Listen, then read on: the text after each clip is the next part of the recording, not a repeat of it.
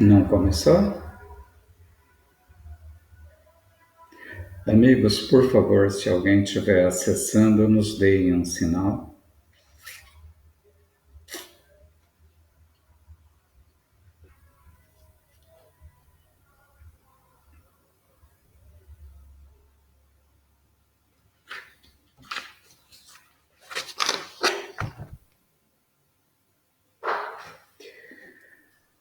Boa noite a todos. Que a paz de Jesus possa envolver o nosso coração e que todos possamos elevar o nosso pensamento ao pensamento do Cristo. A Sociedade Espírita Allan Kardec de Goiuerê, Paraná, vinculada à 11ª URI com sede em Campo Mourão, Paraná, esta, por sua vez, vinculada à Federação Espírita do Paraná, cumprindo a determinação do isolamento social, realiza todos os sábados uma palestra pública através deste canal, neste horário. Agora, conectados virtualmente, vamos conectar a nossa mente com Jesus, conectar com os seus mensageiros que se fazem presentes aqui e em todos os lares cristãos que abrem as suas portas para a boa nova do Evangelho. Que possamos, então, recolher o máximo possível do pão da vida, que é sempre distribuído e multiplicado em reuniões como esta. Cristo, certa feita, disse: onde um ou mais corações amorosos se reúnem para buscar o pão da vida, aí eu estarei. E nós propomos para a nossa reflexão, para a nossa conversa hoje, o tema recomeçar. E é necessário fazermos um passeio pela nossa história. O primeiro mandamento da lei mosaica, que era o maior e o primeiro dos mandamentos, segundo Jesus: amarás o Senhor teu Deus com todo o teu coração, com toda a tua alma e com toda a tua mente. Esse é o maior e o primeiro dos mandamentos. E para Jesus, toda a lei de Deus resume-se neste mandamento do amor de Deus e ao próximo. Isso, no início, Moisés, recebendo a tábua com os 10 mandamentos, nos trouxe naquele momento de dureza, de dificuldade, de coração embrutecido, a necessidade da lei para se conter os excessos. Caminhamos e encontramos Jesus, voltando ao início. Em Mateus 22, 37 a 39, nós vamos ver Jesus dizendo: amarás o Senhor teu Deus de todo o teu coração, de toda a tua alma e de todo o teu entendimento. Amarás ao teu próximo como a ti mesmo. O caminho da vida é este: observar os mandamentos da lei do Senhor. Então Jesus vem e adiciona uma fala ao mandamento da lei mosaica. Ele acresce: amarás ao teu próximo como a ti mesmo. Nós caminhando, iniciando a época de Moisés, a nossa caminhada no mundo de provas e expiações, vínhamos de um mundo primitivo, com as durezas todas, com o psiquismo pesado do início da caminhada. Então se faz necessário Jesus interferir e estar conosco. Sabidamente, nós não ganhamos só o ensinamento de Jesus. Nós ganhamos uma renovação do psiquismo, da psicosfera da Terra com a chegada de Jesus ao mundo da carne. E desta arte caminhamos e vamos um pouco mais além, encontrar o Sr. Allan Kardec no Evangelho segundo o Espiritismo, voltando ao tema. No capítulo 5, o Cristo Consolador, no item 5, Instruções dos Espíritos, o Sr. Allan Kardec grafou: Espíritas, amai-vos, eis o primeiro ensinamento. Instruí-vos, eis o segundo. Todas as verdades são encontradas no cristianismo. Os erros que nele criaram raiz são de origem humana. E eis que, além do túmulo, em que acreditáveis o nada, vozes vêm clamar-vos: irmãos, nada perece. Jesus Cristo é o vencedor do mal. Sede os vencedores da impiedade. Espírito de Verdade, Paris, 1860. Então, nós vemos em 3 momentos da nossa história o convite ao recomeço, o convite a revermos o momento que estávamos. No primeiro momento, a necessidade da compreensão de Deus e o amar a Deus sobre todas as coisas, de todo o teu coração, com toda a tua alma e com toda a tua mente. Era o início. No segundo momento, por não termos compreendido, por não termos absorvido esse ensinamento, Jesus nos traz: amarás ao Senhor teu Deus de todo o teu coração, de toda a tua alma e de todo o teu entendimento. Amarás ao teu próximo como a ti mesmo. Ele coloca uma vírgula e amarás ao teu próximo como a ti mesmo. Então ele estabelece a lei do amor. Ele traz um novo momento e nos convida a revermos tudo o que nós tínhamos conquistado. E precisávamos amar ao próximo como a nós mesmos. Um pouco mais à frente, o Sr. Allan Kardec, sob a égide do Espírito de Verdade, que é Jesus, nos traz 2 mandamentos apenas. Amai-vos, eis o primeiro. Instruí-vos, eis o segundo. Novamente, o convite a olharmos para nós, a entendermos o nosso momento da caminhada, o convite a compreendermos qual o nosso papel. E com o Sr. Allan Kardec, como diz o Espírito da Verdade, ainda não acreditávamos no nada, não acreditávamos que havia algo além do túmulo. E o Espiritismo vem nos trazer a certeza da imortalidade da alma, a certeza da continuidade da vida. Então isso reconfigura o nosso momento. Isso nos convida a uma reflexão mais profunda a respeito de nós.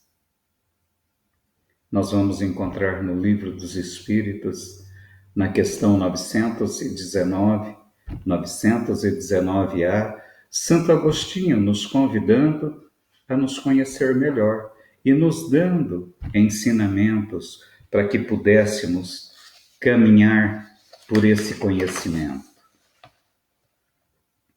No Evangelho segundo o Espiritismo, no capítulo 5, Bem-aventurados os aflitos, nas Instruções dos Espíritos, no item 18, Bem e Mal Sofrer. O Sr. Allan Kardec nos traz, através da colaboração dos amigos da espiritualidade essa fala.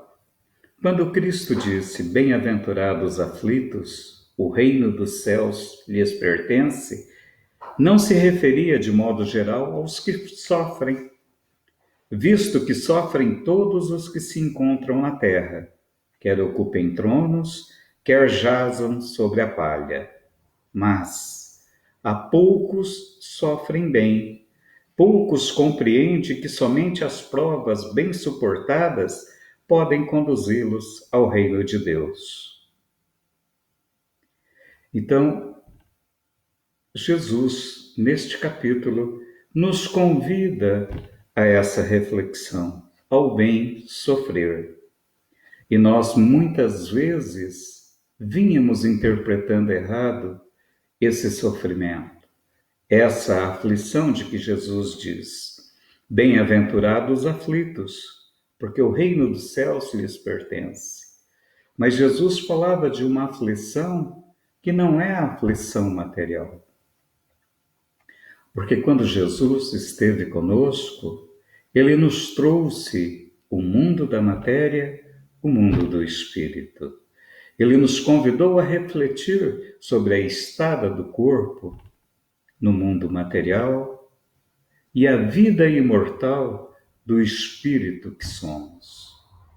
Então, assim, precisávamos compreender melhor a sua boa nova. E quando ele fala de aflição, ele não fala da aflição produzida pela carne, porque o que é da carne fica com a carne. O que provém do espírito continua com o espírito. Então, a aflição que nós temos no cotidiano da vida é a que nós produzimos.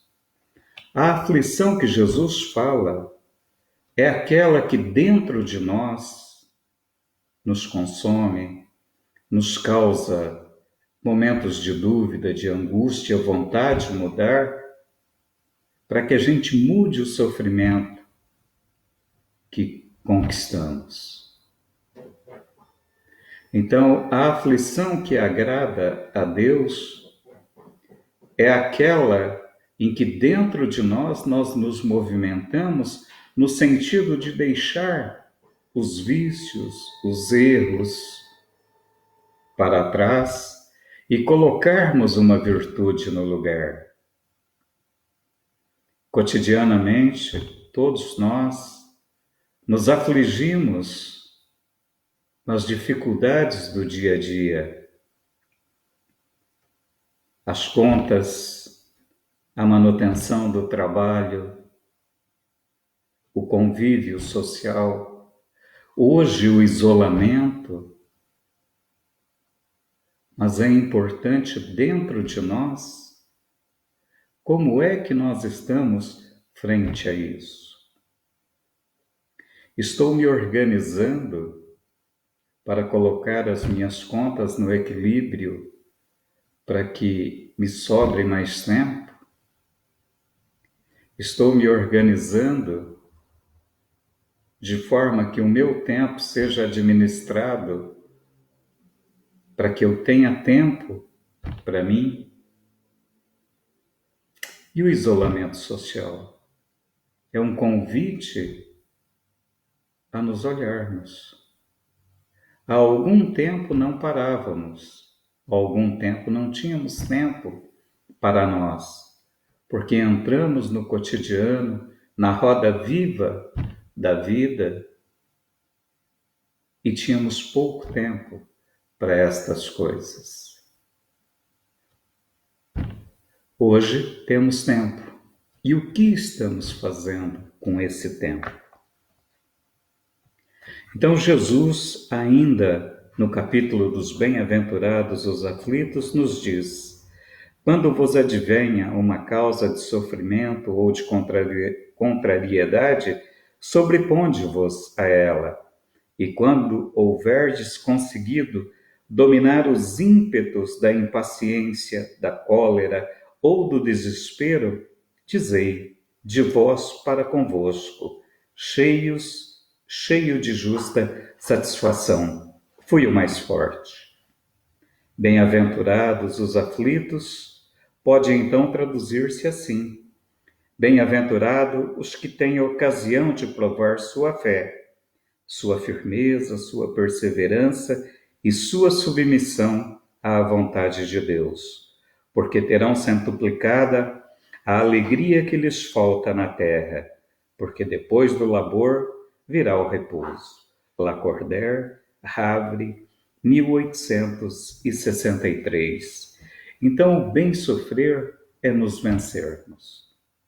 O bem sofrer é vencer as nossas más tendências, as nossas más inclinações, os nossos maus pensamentos. Muito vence quem se vence. E é esse o tom da nossa caminhada. É nos vencermos. É encontrarmos dentro de nós a impaciência, a cólera e o desespero. Identificarmos os gatilhos que disparam a cólera, a impaciência e o desespero. E mudarmos, sintonizarmos numa outra faixa. E aí então seremos bem-aventurados, quando sofrermos para nos melhorarmos. No Evangelho segundo o Espiritismo, o Sr. Allan Kardec nos traz uma reflexão muito importante. Como se reconhece o verdadeiro espírita? E a resposta é pelo esforço que ele faz em mudar as suas más tendências. Bem-aventurados os aflitos. É dessa aflição que Jesus nos fala e nos convida à reflexão. Confiemos na providência divina e aceitemos no serviço do bem a nossa mais bela e melhor oportunidade, a que denominamos agora. Então, o agora é a mais bela oportunidade que nós temos para nos vincularmos ao serviço do bem. É um pensamento de um espírito chamado Batuíra, no livro Mais Luz, através da psicografia abençoada de Chico Xavier. Batuíra é o pseudônimo desse espírito e nós o conhecemos no meio espírita como Batuíra. Mas no livro Grandes Espíritas do Brasil, Zeus Van Tuyl nos traz uma biografia rápida desse espírito que nós conhecemos pouco dele. Às vezes lemos pouco. Mas Batuíra era português, veio de Portugal aos 3 anos de idade. Inicialmente Guanabara, Rio de Janeiro, depois Campinas e por último fixou residência em São Paulo. Em São Paulo, já jovem, começou a trabalhar no Correio Paulistano, um jornal, e ele entregava jornais para ganhar o seu sustento. E era muito interessante porque naquela época o jornal era entregue à tarde, de casa em casa. Então ele adquiriu o apelido de Batuíra porque era muito ativo, andava muito rápido e atendia as pessoas muito bem, um espírito dócil, de fácil convivência. E aqueles que o conheciam o deram o apelido de Batuíra, porque Batuíra era o nome que o povo dava à narceja, uma ave pernalta, muito ligeira, de voo rápido, que frequentava os charcos na várzea formada no atual Parque D. Pedro II, próximo aos rios Tamanduá e I. Então o rapazinho Antônio Gonçalves da Silva, vulgo Batuíra, é esse jovem. Trabalhou, juntou economias, se casou pela primeira vez, teve um filho, continuou a vida. A posterior, contraiu núpcias pela segunda vez e teve um filho que morreu aos 12 anos. E foi um baque muito grande para ele, e aí ele se deixou conduzir para a doutrina espírita. Então busca na cidade de São Paulo uma casa espírita, encontra consolo, encontra esclarecimento e se dedica. Batuíra foi o agente exclusivo da Revista Reformadora em São Paulo, que era a revista da Federação Espírita Brasileira, que ainda é o veículo oficial de divulgação da Federação Espírita Brasileira. Com os recursos adquiriu uma pequena tipografia, porque tinha aprendido a lidar com isto, e monta um jornal que naquela época, tiragem semanal, chegou a 15.000 exemplares. São Paulo era uma cidade pequena, em torno dos seus 50, 60 mil habitantes ainda nessa época. Então Batuíra não se cansa. Médium curador por excelência, se dedica à homeopatia. E na maioria das vezes ele curava apenas com a água fluidificada e com o passe magnético. Essa terapia magistral que as casas espíritas oferecem. Carregando sobre os ombros muitas responsabilidades, não sentiu tão preso, se achava ao cumprimento dos seus deveres, que suas forças vitais se esgotavam rapidamente, súbita enfermidade assalta-lhe o corpo e, zombando de todos os recursos médicos em poucos dias, obriga-o a transpor as aduanas do além, a 22 de janeiro de 1909. Então, nosso Batuíra volta para a casa espiritual e continua o seu trabalho. Continua nos mandando essas obras maravilhosas. No livro Caminho, Verdade e Vida, do benfeitor Emmanuel, pela psicografia abençoada de Chico Xavier, ele nos traz uma mensagem chamada Conversar. E ela é muito importante nesse momento.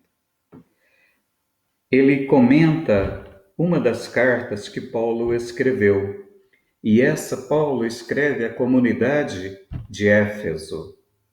É o que nós chamamos Carta de Paulo a Efésios, no capítulo 4, versículo 29.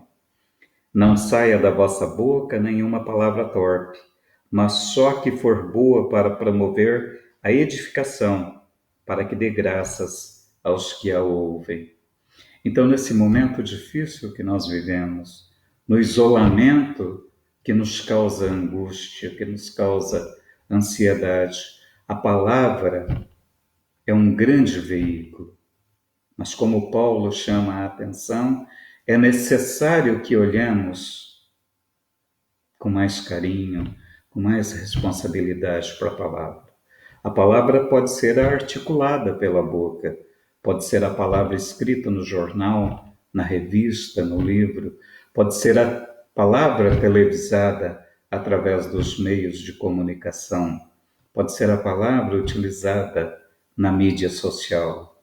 Então, que da nossa boca, que do nosso clicar, que do nosso concordar nas redes sociais, não saiam palavras torpes, que possamos repassar apenas aquilo que eu não sentiria vergonha. Se eu perguntasse, Jesus replicaria essa mensagem? Sim ou não? Então eu vou replicar. Eu não vou replicar. Porque não basta não fazer o mal, é necessário fazer o bem.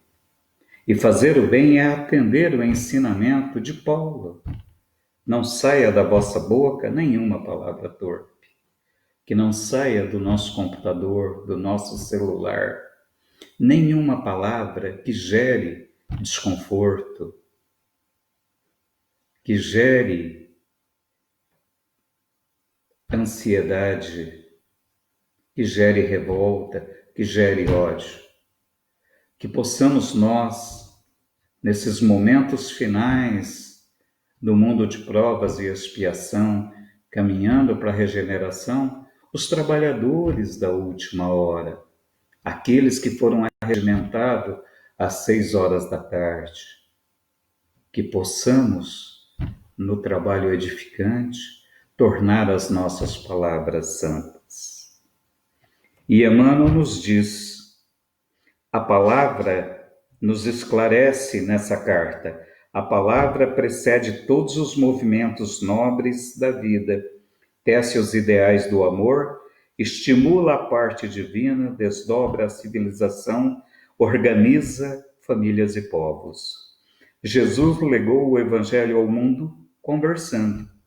E quantos atingem mais elevado plano de manifestação prezam a palavra amorosa e esclarecedora. Então, sigamos nas pegadas do Mestre e que, conversando, nós podemos nos aliar aos movimentos nobres da vida. É necessário, meus irmãos, nesse momento em que vivemos, recomeçarmos. Aproveitar o momento da reclusão através do isolamento, olhar para nós e recomeçar. Que possamos todos nós, na caminhada, de mãos dadas com esses amigos do bem, que não medem esforços, que estão conosco todos os dias, nos sustentando, nos amparando, nos intuindo para o bem, darmos novo rumo à nossa caminhada. Que possamos sair melhores do isolamento do que quando chegamos. Porque senão não terá valido a pena. E nesse momento final de provas e expiação, nesse alvorecer do mundo de regeneração, é necessário a nossa contribuição. Através do pensamento reto, positivo, através da nossa palavra doce e de amor, através do nosso gesto de bondade e de caridade. Continuando o isolamento, nós teremos no dia 2/5, neste canal, a palestra com a nossa irmã, companheira de trabalho na Sociedade Espírita Allan Kardec, Ivone Carreão. No dia 9/5, com a Cátia Marcela. E no dia 16/5, com José Luiz, sempre às 21 horas. Agradecidos, meus irmãos, pela oportunidade. Fiquemos em paz e que Jesus esteja conosco todos os dias da nossa caminhada. Boa noite. Em nome da Sociedade Espírita Allan Kardec de Goiorê, muito obrigado. Fiquemos em paz.